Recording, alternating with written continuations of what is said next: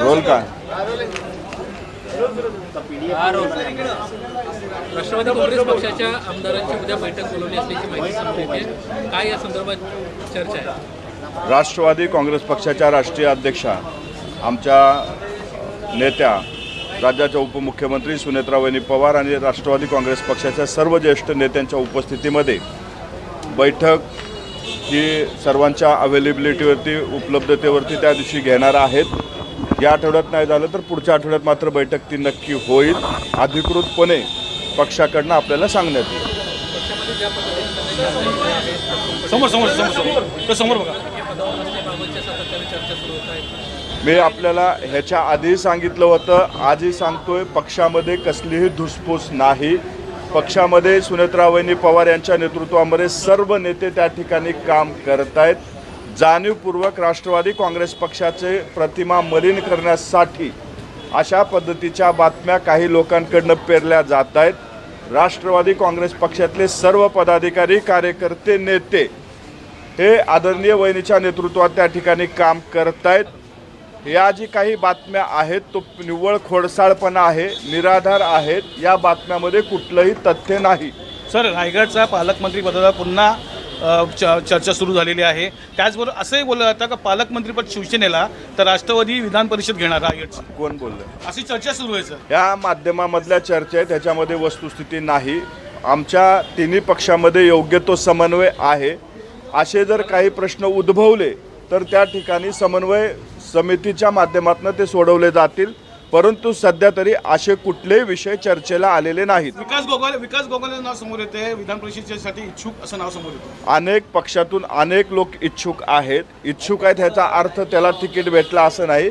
आता महायुतीची बैठक होईल. महायुतीच्या बैठकीमध्ये कुठल्या विभागाची जागा ही कुठल्या पक्षाला सुटली हे महायुतीच्या बैठकीच्या नंतर समन्वय समितीचे नेते असतील किंवा राज्याचे तिन्ही प्रमुख असतील, हे ते बैठकीमधनं नाव पुढे येतील. अनिकेत तटकरेंचं नाव पुढे येत आहे विधान परिषदेसाठी, ते इच्छुक असं कळतंय. काय राष्ट्रवादी रणनीती असते? बघा, आमच्या अनेक जागा ठिकाणी आमचा आग्रही आहे. आता सध्याला ह्या माध्यमातल्या चर्चा न करता ही चर्चा महायुतीमध्ये होईल आणि महायुतीच्या चर्चेनंतर कुठल्या पक्षाला कुठल्या विभागाची जागा सोडण्यात आलेली आहे हे त्या बैठकीनंतर जाहीर लवकरच करण्यात येईल. सध्या तरी कुठल्याही जागेवरती कुठल्याही पक्षाने अधिकृतपणे उमेदवार सांगितलेला नाही. परंतु त्या ठिकाणी आमच्या पक्षाचे असतील, इतर पक्षाचे नेते असतील, इच्छुक उमेदवार बरेच आहेत. परंतु याबाबतचा अंतिम निर्णय घेण्याचा अधिकार हा महायुतीच्या तिन्ही पक्षाच्या नेत्यांना आहे. परंतु पालकमंत्री पदाचा अजूनही तिढा सुटला नाही सर. पालकमंत्री पदाचा रायगडचा अजून तिढा सुटला नाहीये. राष्ट्रवादीची भूमिका काय असणार आहे? राष्ट्रवादी काँग्रेस पक्षाची भूमिका हेच आहे. महाराष्ट्राचे मुख्यमंत्री हे सुज्ञ आहेत. त्यांना माहीत आहे कुणाला द्यायचं. महाराष्ट्राचे मुख्यमंत्री जो काही निर्णय घेतील तो राष्ट्रवादीला मान्य असेल. तटकरे ट्विट करून आता जवळपास 10 दिवस होत आलेले आहेत. अद्याप कार्यकारिणी संदर्भात कुठलीच स्पष्टता येत नाहीये. राष्ट्रीय कार्यकारिणीमध्ये प्रफुल्ल तटकरे यांची पदं नाही आहेत, ही सातत्यानं अधोरेखित होणारी बाब आहे.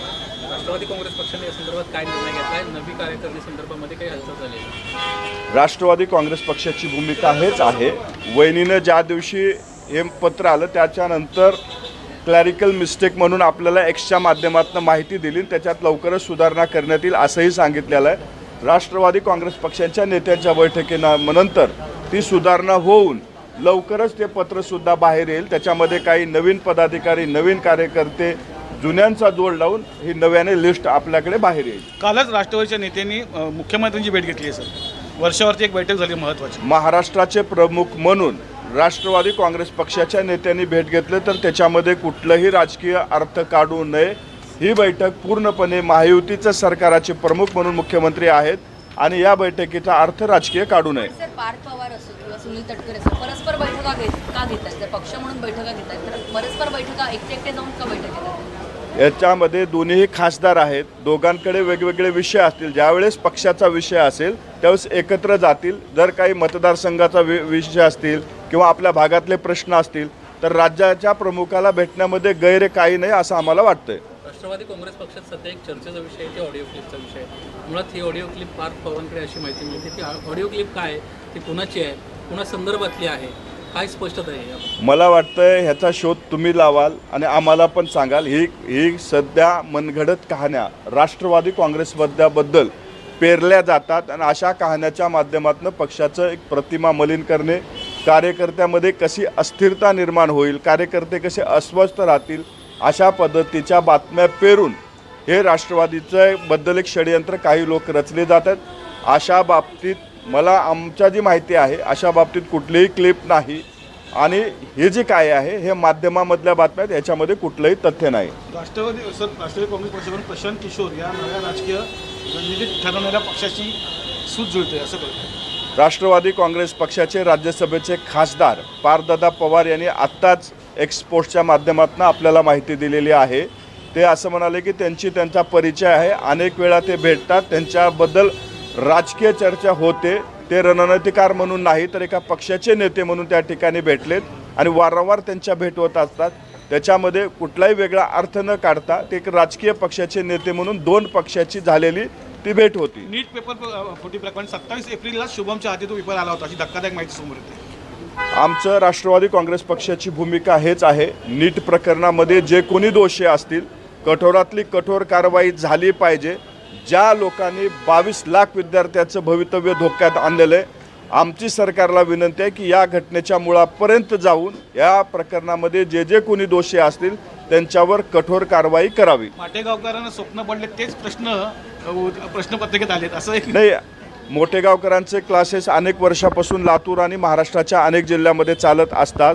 जर मोठेगावकर ह्याच्यामध्ये दोषी असतील तर आमचं स्पष्ट म्हणणं आहे, ज्या माणसाने 22 लाख विद्यार्थ्याचं भवितव्य धोक्यात आणलेलं आहे त्या माणसाला आणि या गटामध्ये जे कोणी दोषी असतील त्या प्रत्येकाला शिक्षा, कठोरातली कठोर शिक्षा व्हावी असं आमचं म्हणणं. CBI या प्रकरणाचा तपास करते, परंतु पक्षाची भूमिका हीच असणार आहे की या प्रकरणात कठोर शिक्षा व्हावी. तुम्ही देखील लातूरचे आहेत, कधी भेट झाली का मोठेगावकरांची आणि काय माझी- एकंदरीत मोठेगावकरांच्या या सगळ्या विषयामध्ये लातूरमध्ये चर्चा आहे? मोठेगावकरांची माझी अनेक वेळा भेट झालेली आहे, माझा परिचयही आहे. ते चांगले प्राध्यापक म्हणून त्यांची ओळख होती, परंतु अशा पद्धतीचं कृत्य करतील असं कदाही आम्हाला वाटलं नव्हतं.